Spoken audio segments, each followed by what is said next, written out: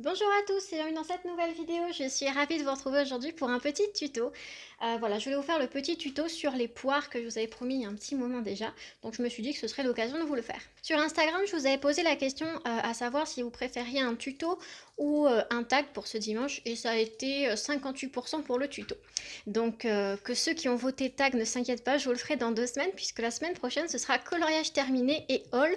Voilà, je vais mettre les deux vidéos, enfin le haul et les coloriages terminés ensemble parce que j'ai pas beaucoup de coloriage comme d'habitude et j'ai pas beaucoup de haul, donc je me suis dit que mettre les deux ensemble ça pouvait le faire. Si vous voyez une petite cicatrice ici, faites pas attention, c'est là où je me suis brûlée il y a à peu près un mois. Ceux qui me suivent sur Instagram connaissent un petit peu mes déboires avec le feu. Et enfin la dernière chose que je voulais vous dire, c'est que les tutos prennent un petit peu longtemps, en tout cas pour ma part, à monter, à tourner, à préparer, etc.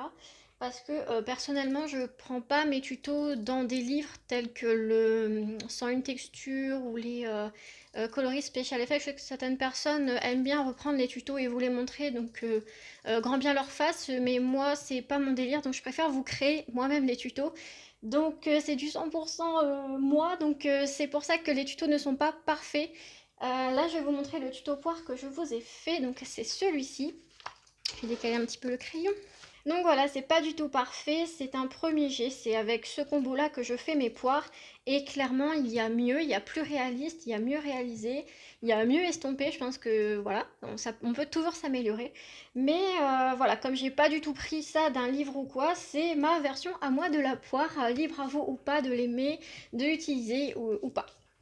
Alors j'ai fait cette version-ci en premier où j'ai mis un petit peu moins d'ombre et un petit peu plus de rouge, comme vous pouvez peut-être le voir. Ici c'est celle que je vous ai filmée et clairement j'ai un petit peu dosé au niveau de l'ombrage pour vous montrer un petit peu ce que ça peut donner. Vous pouvez tout à fait mettre moins d'ombrage, il n'y a pas de souci, c'est juste que moi voilà, je voulais le faire comme ça pour vous montrer.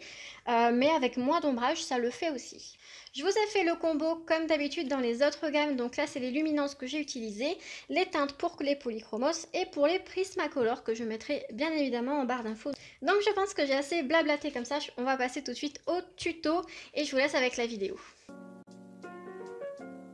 La première chose à faire, c'est de venir placer sa base. On va venir superpositionner son jaune et ensuite son vert pour faire notre petite base en couche très très fine.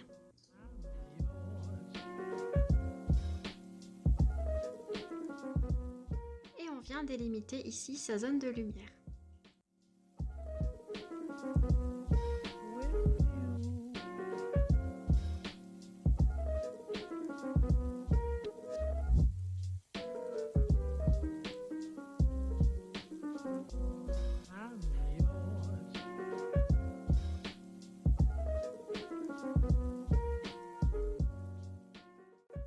On va commencer à venir ombrer d'abord avec le orange, puis avec notre rouge.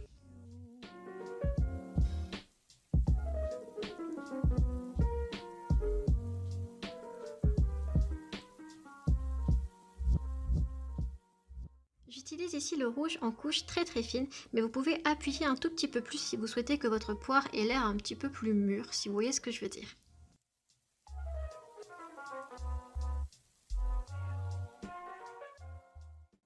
Je prends ensuite mon marron, donc ici le 906, et je vais venir repasser sur le rouge pour venir intensifier cette zone d'ombre qu'on a créée.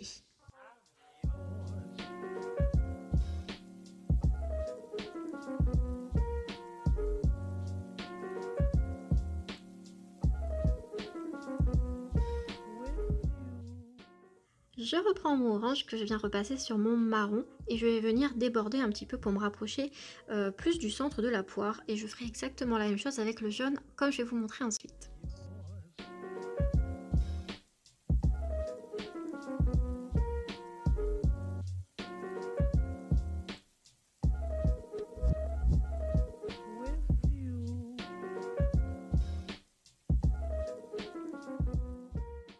Je n'hésite pas à venir vraiment repasser sur ma première couche que j'avais déjà faite, et ensuite je vais venir prendre mon petit verre et repasser partout.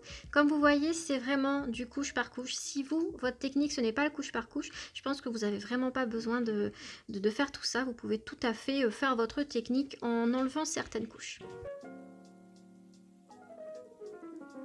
À ce moment-là, ma caméra avait coupé et je n'avais pas vu. Ce que je suis venue faire, c'est que j'ai repris mon marron et je suis venue créer cette zone d'ombre ici et tout autour de la feuille. Je reprends mon jaune et je viens estomper les bords de mon marron.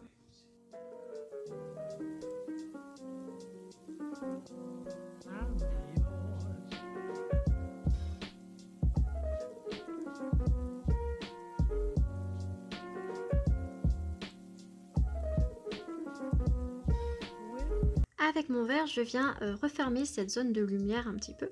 Et vous pouvez tout à fait laisser la zone de lumière blanche si ça vous arrange ou venir passer du blanc. Mais moi, je vais venir passer un petit peu de beige. Donc ici, le 242. Voilà, je trouvais que c'était mieux. Mais si vous laissez blanc, à mon avis, c'est pas du tout choquant.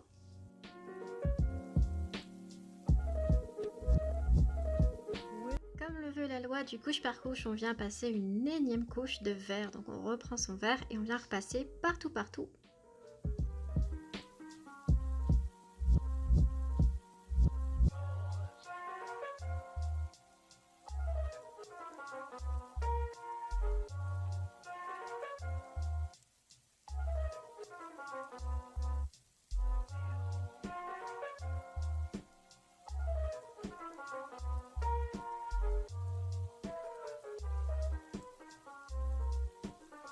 Toujours avec mon vert, je viens refermer de plus en plus la zone de lumière. Je passe une toute petite couche au-dessus, juste pour dire qu'on n'ait pas de grosse démarcation entre la couleur très claire et notre vert.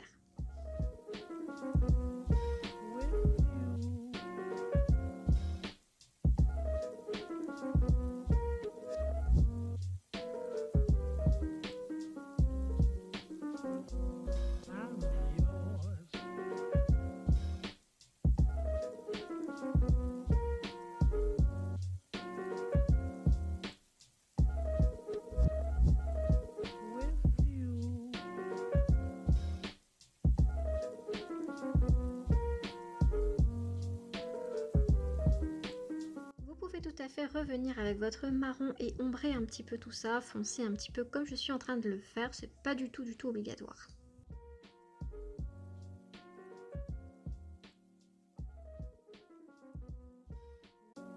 Et bien sûr, on estompe les démarcations avec le vert.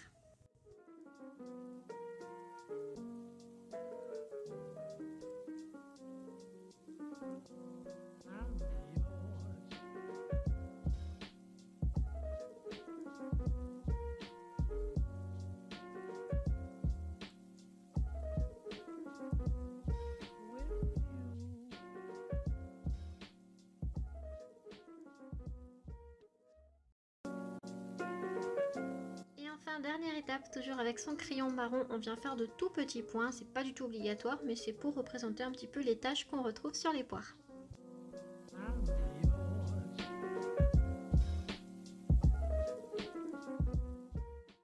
Et voilà pour le tuto poire, j'espère qu'il vous a plu. Voilà, moi j'ai pris beaucoup de plaisir à vous le réaliser et à vous le filmer.